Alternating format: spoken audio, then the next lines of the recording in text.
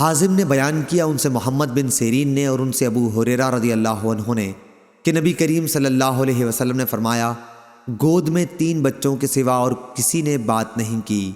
اول عیسیٰ علیہ السلام۔ دوسرے کا واقعہ یہ ہے کہ بنی اسرائیل میں ایک بزرگ تھے، نام جریج تھا۔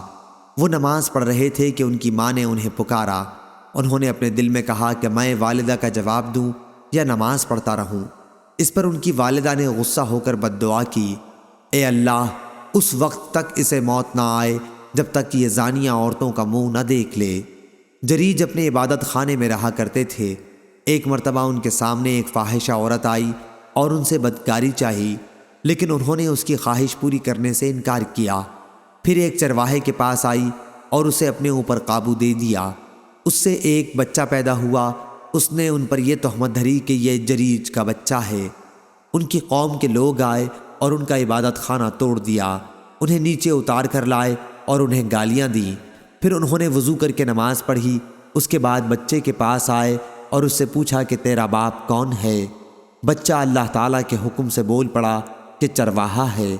اس پر ان کی قوم شرمندہ ہوئی اور کہا کہ ہم آپ کا عبادت خانہ سونے کا بنائیں گے، لیکن انہوں نے کہا ہرگز نہیں، مٹی ہی کا بنے گا۔ تیسرا واقعہ ایک اور بنی اسرائیل کی عورت تھی، اپنے بچے کو دودھ پلا رہی تھی۔ قریب سے ایک سوار نہایت عزت والا اور خوشپوش گزرا۔ اس عورت نے دعا کی، اے اللہ، میرے بچے کو بھی اسی جیسا بنا دے، لیکن بچہ اللہ کے حکم سے بول پڑا کہ اے اللہ، مجھے اس جیسا نہ بنانا۔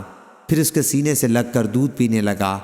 ابو ہریرہ رضی اللہ عنہ نے بیان کیا کہ جیسے میں اس وقت بھی دیکھ رہا ہوں کہ نبی کریم صلی اللہ علیہ وسلم اپنی انگلی چوس رہے ہیں بچے کے دودھ پینے لگنے کی کیفیت بتلاتے وقت۔ پھر ایک باندی اس کے قریب سے لے جائی گئی جسے اس کے مالک مار رہے تھے، تو اس عورت نے دعا کی کہ اے اللہ، میرے بچے کو اس جیسا نہ بنانا۔ بچے نے پھر اس کا پستان چھوڑ دیا اور کہا کہ اے اللہ، مجھے اسی جیسا بنا دے۔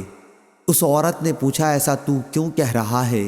بچے نے کہا کہ وہ سوار ظالموں میں سے ایک ظالم شخص تھا، اور اس باندی سے لوگ کہہ رہے تھے کہ تم نے چوری کی اور زنا کیا، حالانکہ اس نے کچھ بھی نہیں کیا تھا۔ صحیح بخاری حدیث نمبر 3436۔